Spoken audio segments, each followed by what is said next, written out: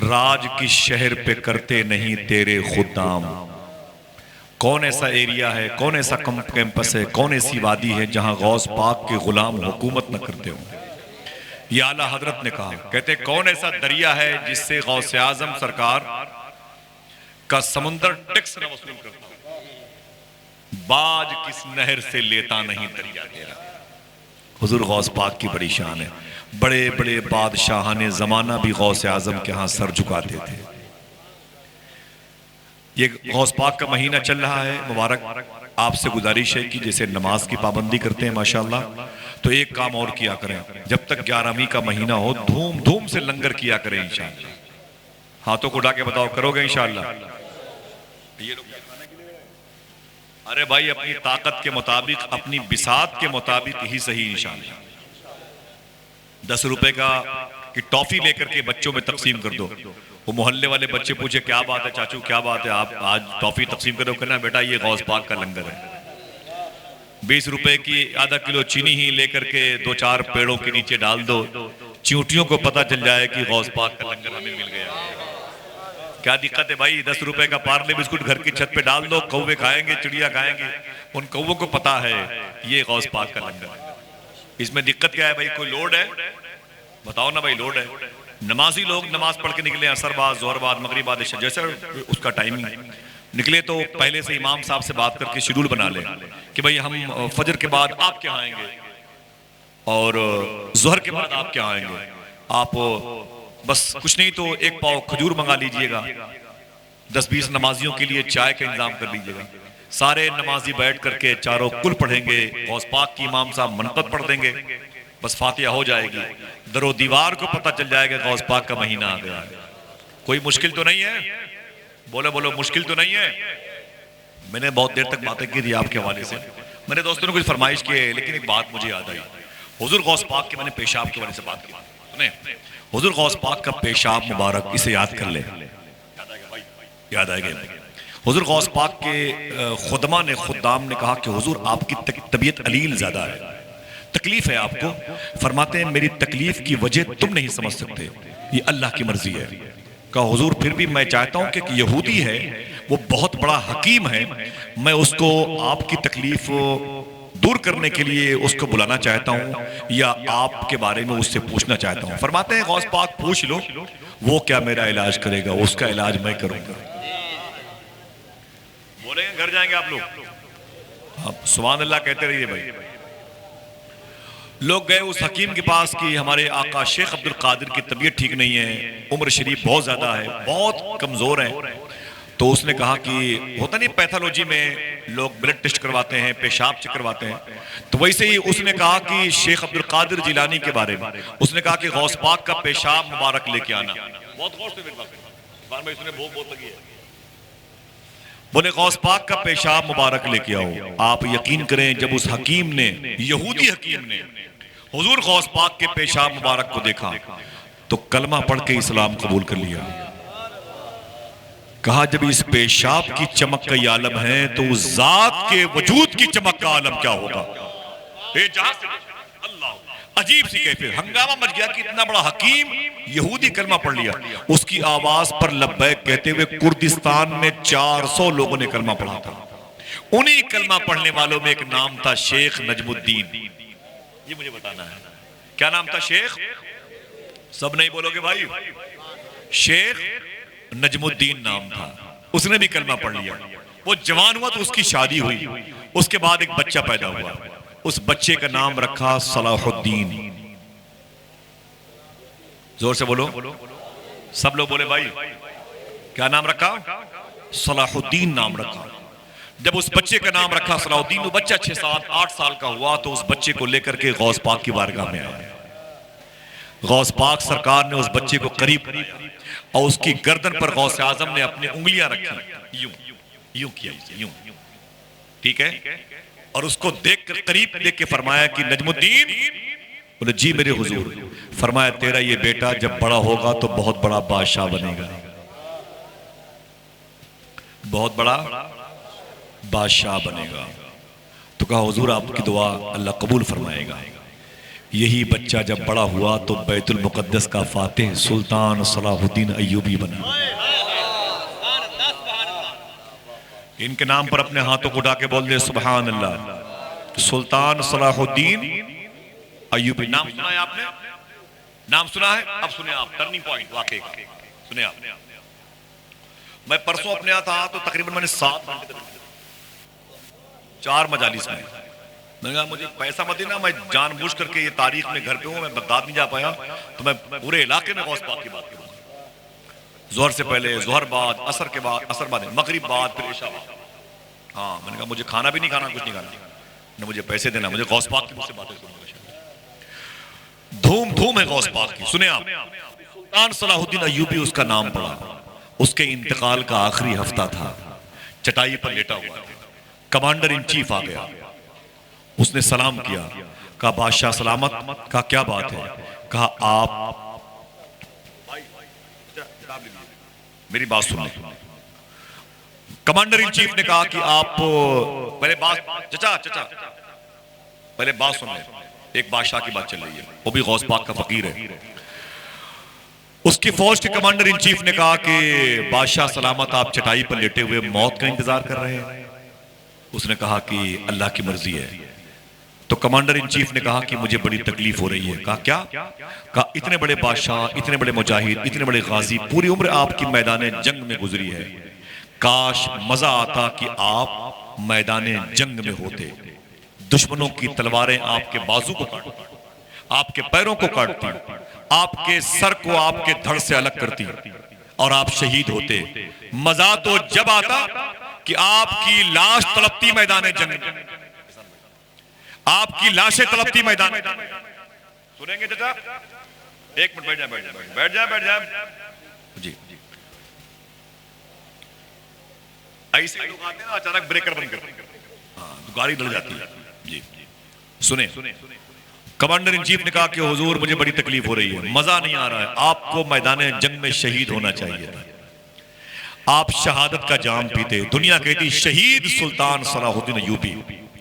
इतना कहना था कि अय्यूबी अली रहमा उठकर बैठ गए, पूरी ताकत जमा की, उठ के बैठ गए और बैठ के बोले, कमांडर इन चीफ का गिरेबान पकड़ के बोले, क्या बोला तू? मैं मैदान जंग में शहीद हो जाता, दुश्मनों की तलवारें मेरे सर को अलग करती, मेरे धड़ को अलग करती, मेरे सर से मेरे सर के टुकड़े टुकड़े होते।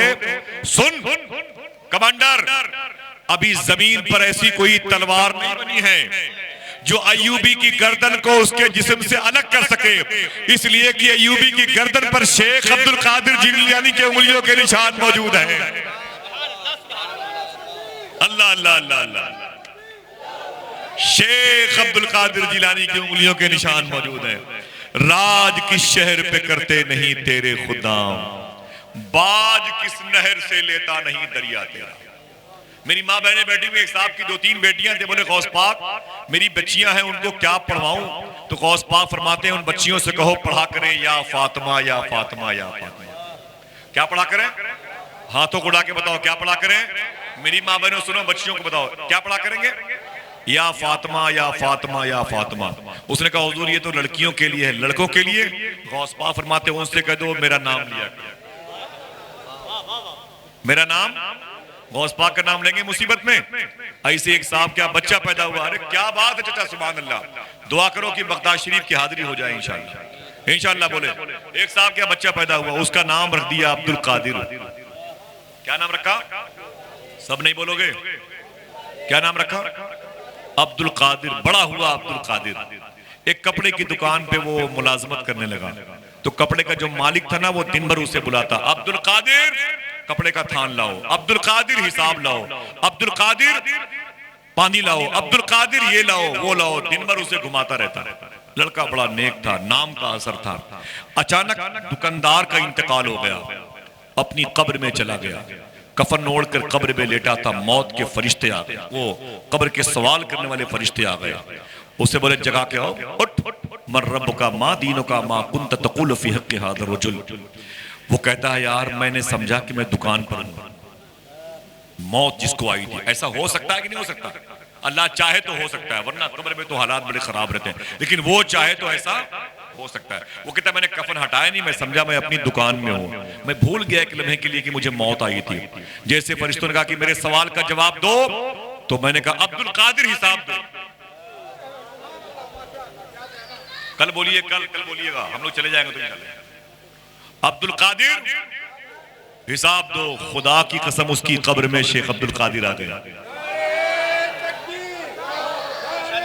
उसकी कब्र में शेख अब्दुल कादिर आ गए। जब गौस पाक आए तो फरिश्ते सामने थे। फरमाते क्या बात है? कहा सवाल के जवाब चाहिए। क्या सवाल है? बोले माँ रब्बुका माँ दीनुका माँ कुंत तक़ूलु फ़ी हक़्क़ि हाज़ा रजुल। गौस पाक फरमाते इनके सवाल का, पहले सवाल का ये जवाब, दूसरे सवाल का ये जवाब और तीसरे सवाल के जवाब, इनको जवाब दे दो। वो कहता मैं कफन ओढ़े ओढ़े मैंने तीनों सवाल के जवाब दिए। फरिश्ते जैसे मुड़े गौस आज़म भी मुड़े। वो कहता तब मेरी बत्ती जली, तब मुझे एहसास हुआ यार ये दुकान उगान नहीं है, मैं तो मर गया था यार, ये मैं कब्र में हूँ, कफन ओढ़े हूँ, ये माजरा क्या है? वो तब मैंने कफन खसका के देखा तो सामने गौस पाक खड़े थे और गौस पाक को पहचानता नहीं था। उसने कफन हटाया तो सामने गौस पाक खड़े थे। उसने गौस पाक का दामन पकड़ लिया और उसने एक जुमला कहा, देखना कितने पढ़े लिखे लोग बैठे हैं। उसने कहा आप मेरे अब्दुल कादिर नहीं हैं। दुकानदार ने गौस पाक का जुब्बा पकड़ के कहा आप मेरे अब्दुल कादिर, इसका अब्दुल कादिर वो जो दुकान पे काम करता था, इसने कहा आप मेरे अब्दुल कादिर नहीं हैं। गौस पाक पलटे, बोले सुन तेरे अब्दुल कादिर में इतना दम भी नहीं है, तेरे अब्दुल कादिर में इतना दम भी नहीं है। वो तो उसकी पैदाइश के बाद उसकी माँ ने उसका नाम मेरे नाम पर अब्दुल कादिर रखा था, तूने कहा अब्दुल कादिर हिसाब दो तो मैं अपने नाम का भरम बचाने के लिए तेरी कब्र में आ गया था। हाय हाय हाय। जिसकी तकरीर सुनने के लिए मदीने वाले आका आ जाएं, उसकी आवाज, उसको कोई आवाज दे तो वो क्यों ना आए? जरा मोहब्बत से कह दो सुभान अल्लाह। बहुत बहुत शुक्रिया। आप तो भाई एहसान शाकिर साहब आए हुए हैं, एक शेर नात के पढ़ने के लिए बातें कर दूंगा इंशाल्लाह किसी मौके पर। मुझे बहुत अच्छा लगा, मैं आया था, बहुत थका हुआ था और आप लोगों से मुलाकात हुई, उलमा बैठे रहे तो दिल बड़ा मुतमईन। नात का एक शेर पढ़ता हूँ, नात का मेरा दिल कह रहा है। अब्द माबूद को आपस में मिलाने वाले, बारी बारी बोलिएगा तो एक हफ्ते के बाद नंबर आएगा, मिल करके बोलिएगा तो आवाज कब्रिस्तान पहुंचेगी जहां आपके गांव के मरहूम और मरहूमा लेटे हैं, वो भी खुश हो जाएंगे। मेरी औलादें आज अल्लाह उसके रसूल को राजी कर रही हैं।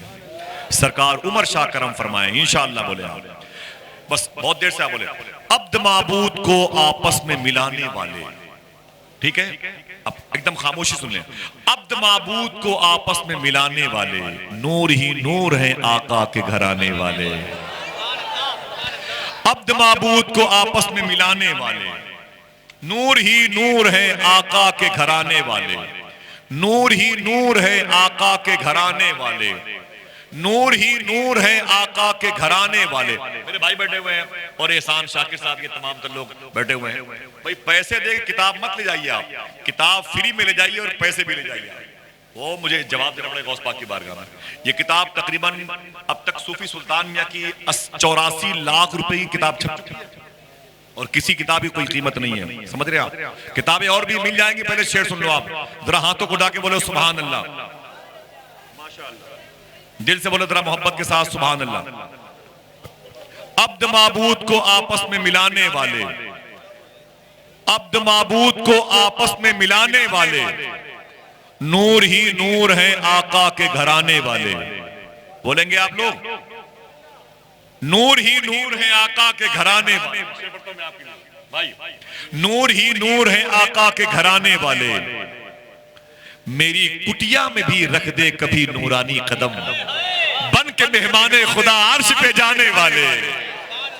मेरी कुटिया में भी रख दे कभी नूरानी कदम, बन के मेहमाने खुदा अर्श पे जाने वाले, बन के मेहमाने खुदा अर्श पे जाने वाले।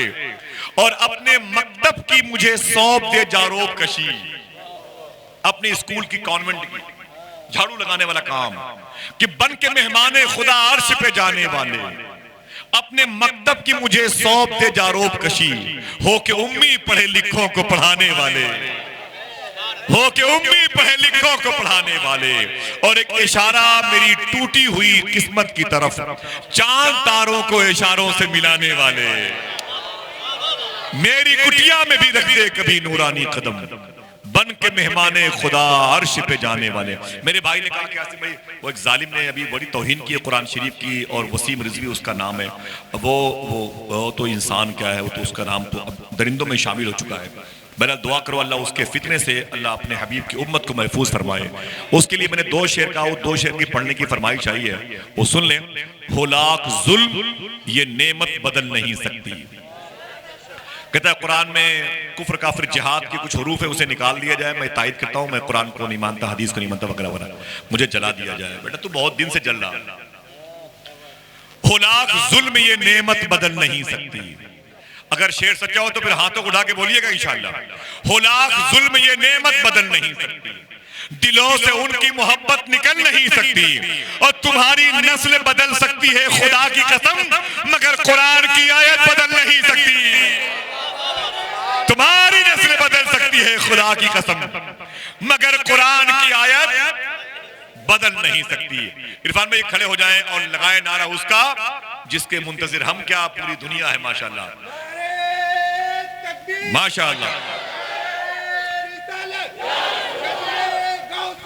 जिंदाबाद माशाअल्लाह।